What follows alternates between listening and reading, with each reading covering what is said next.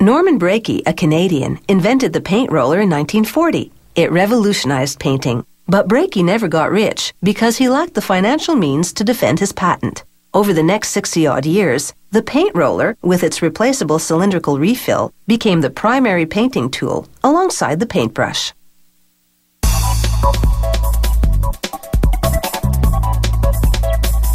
The refill is a tube covered in fabric made from either polyester fiber or lint-free acrylic and nylon fiber.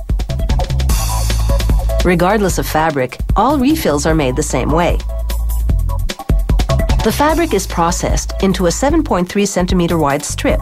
It goes into a machine called an automatic tube winder.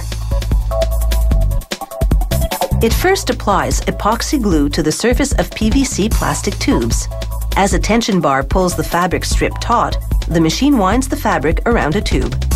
An air jet pushes aside the wound fabric to avoid bumps as more is applied. Once the tube is covered with fabric, the machine simultaneously wraps the end and the start of the next tube in masking tape.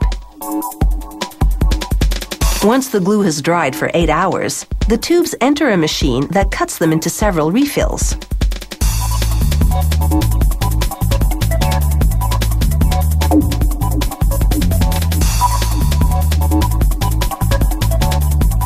The tube spins as it passes, so one small cut is enough to sever it. One tube produces 9 19-centimeter long refills, or 7 24-centimeter long refills, the two standard sizes on the market.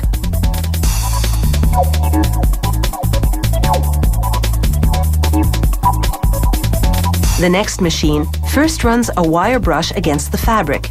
This lifts and fluffs the pile. Then it makes a beveled edge on each end.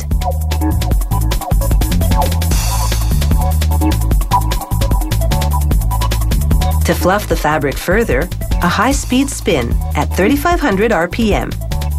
During all these operations, a vacuum sucks away loose fibers.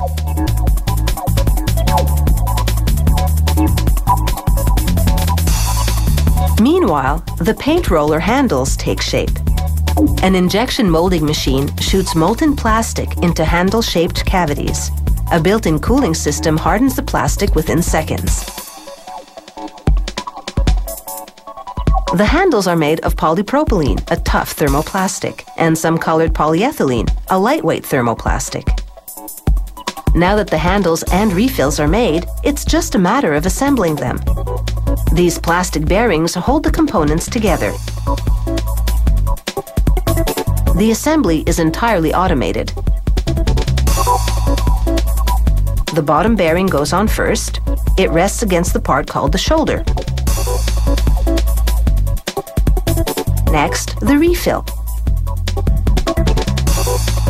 The bottom bearing slots right into the open end of the tube.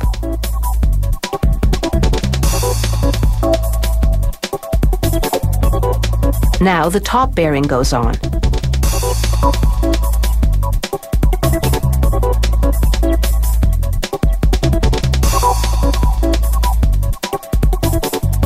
A metal clip locks the bearings and roller in place.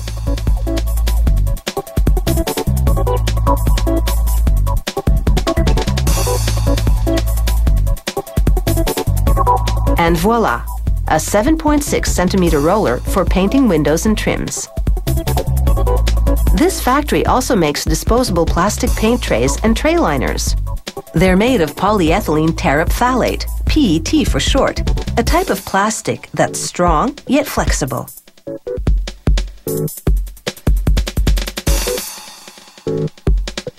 This thermoform machine heats a PET sheet, then vacuums it into a tray-shaped mold. Fans cool and harden the plastic.